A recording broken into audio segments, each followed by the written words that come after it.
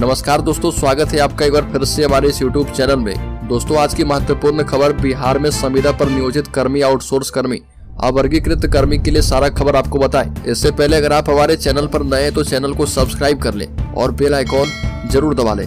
तो बता दें कि बिहार में विधानसभा के बजट की शुरुआत हो चुकी है और बजट सत्र के दौरान बिहार के मुख्यमंत्री नीतीश कुमार जी ने जब पलटी मारने के बाद अपना अभिभाषण शुरू किया था तो विपक्षी दल हंगामा करने लगे। बिहार के मुख्यमंत्री नीतीश कुमार जी ने बिहार में किए गए अपने विकास कार्य को बताया। साथ ही में बिहार के मुख्यमंत्री नीतीश कुमार के द्वारा ये बातें कही गई कि बिहार सरकार लगातार बिहार में विकास कार्य को गति से आगे बढ़ा रही है।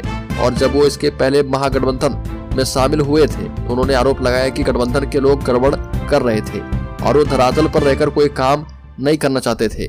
नीतीश कुमार ने कहा कि धरातल पर अपराध का ग्राफ जो है बढ़ गया और हमें ऐसी रिपोर्ट मिली, कोई भी योजना धरातल पर उतारने में दिक्कतें आ रही थी। और नीतीश कुमार ने कहा कि जब महागठबंधन के साथ गए तो भूमाफिया जो है पूरी तरह से सक्रिय हो गए थे और भूमाफिया के सक्रिय होने के बाद वो गांव टोले में कस्बे में जमीन लूटने का काम जो है कर रहे थे। नीतीश कुमार ने कहा कि राजद के कई विधायक और मंत्री ऐसे थे जिनके इशारे पर ग्रामीण क्षेत्रों में अपराध बढ़ा और इस तरह के कारनामे होने लगे थे। बिहार के मुख्यमंत्री नीतीश कुमार ने कहा कि हमेशा से ही गड़बड़ करते रहे हैं और हमारे साथ सरकार में आने के बाद ये और भी ज्यादा गड़बड़ करने लगे थे। नीतीश कुमार ने कहा कि यही कारण था कि हमें सरकार से बाहर आना पड़ा। और नीतीश कुमार ने कहा कि लालू यादव और तेजस्वी यादव जी तो ठीक हैं, लेकिन इनके कोर वोटर, इनके कार्यकर्ता और इनके समर्थक अपने बिहार वासियों के साथ कैसा व्यवहार करते हैं ये सबने देखा है।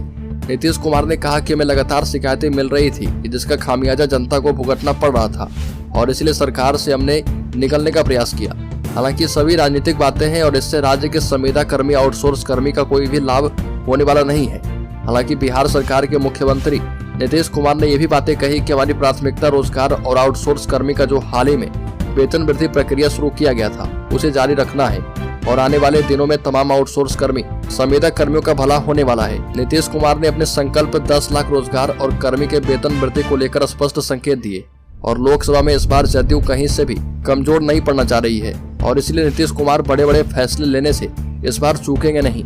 सरकार के कई विधायकों ने कहा कि सरकार के बीच लगातार खटपट हो रहा था और इसी के कारण कर्मियों के वेतन वृद्धि होने में परेशानियां भी आ रही थी।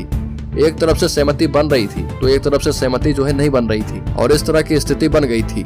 पावर गेम विभिन्न विभागों में चल रहा था। हालांकि राज्य में पुनः सरकार का गठन हो चुका है और नीतीश कुमार जी का निर्देश है कि बिहार में विकास आयुक्त की अध्यक्षता वाली तमाम संविदा कर्मी, आउटसोर्स कर्मी का वेतन वृद्धि करेगी और इस प्रक्रिया में अभी और भी तेजी आएगी और सारे प्रक्रिया का पालन करते हुए, नियम और कानून को ध्यान में रखते हुए, विधि सम्मत प्रक्रियाओं को पूरा करते हुए तमाम आउटसोर्स कर्मी, संविदा कर्मी, जिसमें आपको बता दें कि किसान शिक्षा सेवक, तालमी मरकज उर्मिला और डेटा एंट्री ऑपरेटर और तमाम तरह के कर्मी और सभी सूचीबद्ध कर्मी के बारे में विभिन्न माध्यमों से सरकार के समक्ष ज्ञापन सौंपा जा चुका है और इसी कारण संविदा कर्मियों के विभिन्न विभागों के कर्मियों को भरपूर लाभ जो है मिल रहा और उनमें पंचायत कार्यपालक, सहायक शिक्षा सेवक, तालवी मरकज के लोग, बिहार विकास मित्र शामिल हैं। हालांकि बिहार सरकार ने शिक्षा सेवक और तालवी मरकज को सीधे राज्य कर्मी का दर्जा देने की घोषणा कर दी है और नीतीश कुमार ने भरी सभा में सभी तरह के लाभ देने की घोषणा की।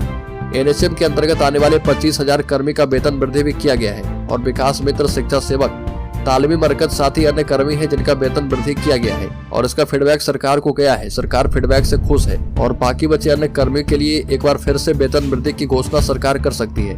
तो दोस्तों, उम्मीद है कि आपको जानकारी पसंद आई हो। वीडियो पसंद आई तो बिहार संविदा कर्मियों से संबंधित हर एक छोटी बड़ी खबर को प्राप्त करने के लिए सब्सक्राइब करें और बेल आइकॉन जरूर दबा दें।